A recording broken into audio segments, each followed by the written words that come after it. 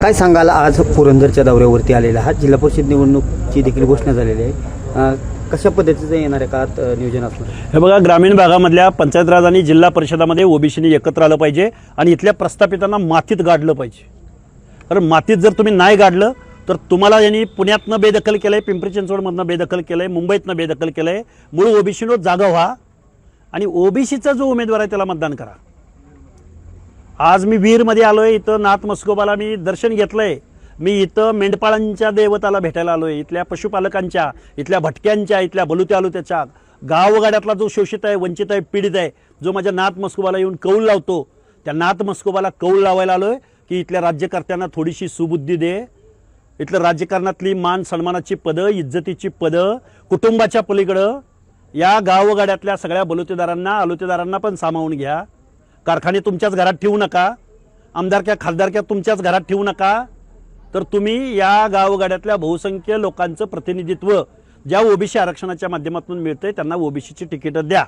हे मी सांगायला, हे साकडं घालायला मी नाथ मस्कोबाला आलो. खऱ्या अर्थाने राज्यात महानगरपालिका पार पडत आहेत, 15ला मतदान देखील होते, परंतु काही ठिकाणी वेगवेगळ्या युत्या पाहायला मिळत आहे. खऱ्या अर्थाने मुंबईमध्ये उद्धव ठाकरे लढताना दिसत आहे, पुण्यामध्ये दोन्ही पवार कुटुंबीय एकत्र आलेली पाहावयास मिळत आहे. कसं पाहता एकंदरीत? हे बघा, ह्यांना सामान्य माणसाचं काही देणं घेणं नाही. राज ठाकरे, उद्धव ठाकरे एकत्र आलेत कारण मुंबई जर हात न गेली तर यांचं राजकारण संपलं. भाजपला वाटतंय की 74,000 कोटीची मुंबई महानगरपालिका आपल्या हातात जर आली तर विरोधक संपला. अजितदादाला वाटतंय की पिंपरी चिंचवड 9,000 कोटीची महानगरपालिका मला पाहिजे आणि भाजपला वाटतंय की 13,000 कोटीची पुणे महानगरपालिका आम्हाला पाहिजे. काय पडलंय व सामान्य माणसाचं देणं घेणं आहे का यांना? दीनदलितांचं देणं घेणं आहे का? स्लम्सचं देणं घेणं आहे का? झोपडपट्ट्यामधल्या रस्त्यांचं, आरोग्याच्या सुविधांचं देणं घेणं आहे?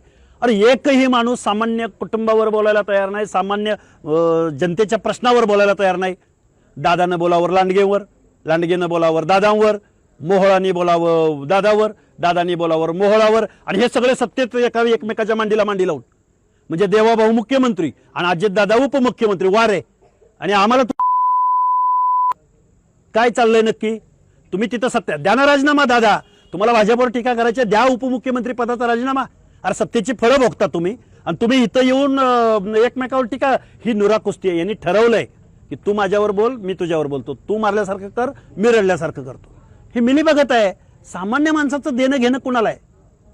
त्यामुळं महाराष्ट्रात काय चाललंय कुणाला काही कळत नाही. बघा, काँग्रेसची युती वंचित बरोबर, काँग्रेसची युती राष्ट्रवादी बरोबर, शरद पवारांबरोबर, शरद पवारांच्या राष्ट्रवादीची युती अजितदादांच्या राष्ट्रवादी बरोबर, अजितदादांची युती भाजपा बरोबर, भाजपाची युती एकनाथ शिंदेबरोबर, पुन्हा या सगळ्यांची युती अरे उद्धव ठाकरेंबरोबर पण युती आहे.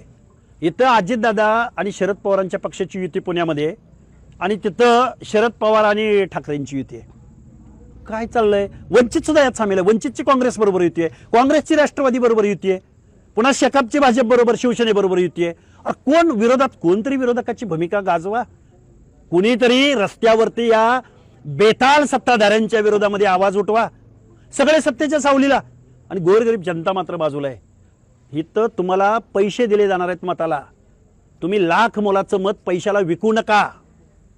तुम्ही तुमच्या पुढच्या पिढ्या, तुमच्या शहरातल्या समस्या सोडवायच्या असतील तर चांगल्या माणसाला मतदान करा. आता कुणाला काय वाटेल, कुणाला काय वाटेल, मतदान पैशावर विकत घेणारी मंडळी इथं जन्माला आलेली आहेत. खूप वाईट वाटतं.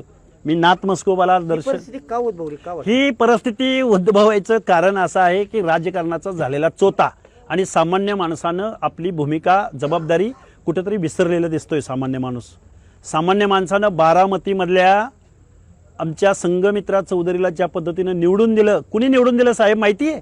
अजितदादा, दादा माणूस महाराष्ट्राचा, पण दादाच्या घरात पराभूत करायचं काम संघमित्रा चौधरीनं, एका दलिताच्या पोरीनं, एका सामान्य कार्यकर्त्याच्या पोरीनं विजय तिथं मिळवून दिला. कुणी मतदान केलं? पथारीवाल्यांनी, हातगाडीवाल्यानं. कुणी मतदान केलं संघमित्राला? ज्याला झोपडी आहे, एका झोपडीमध्ये 10 माणसं राहतात, 10x10च्या घरामध्ये. या म्हणजे सामान्य माणूस जागृत पण आहे एका बाजूला, असंही म्हणावं लागतं.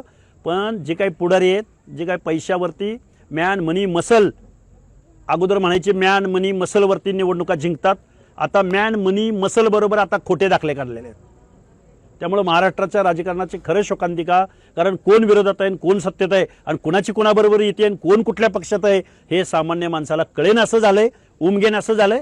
हे वास्तव आहे महाराष्ट्राच्या काय राजकारणात. जिल्हा परिषदमध्ये काय जिल्हा परिषदांच्या निवडणुकामध्ये आम्ही ओबीसी बांधवांना एकत्रित करू, आमच्यातल्या शेतकरी गोरगरीब मराठा समाजाच्या तरुणांना आम्ही बरोबर घेऊ, कारण गावगाडा आमचा आहे. गावातल्या ग्रामदैवताची यात्रा आम्ही एकत्रित करतो, गावातल्या सुखदुःखामध्ये आम्ही एकत्रित सामील होतो. वाट लावली महाराष्ट्राची ती फक्त कारखानदारांनी आणि कारखानदारांच्या नेत्यांनी.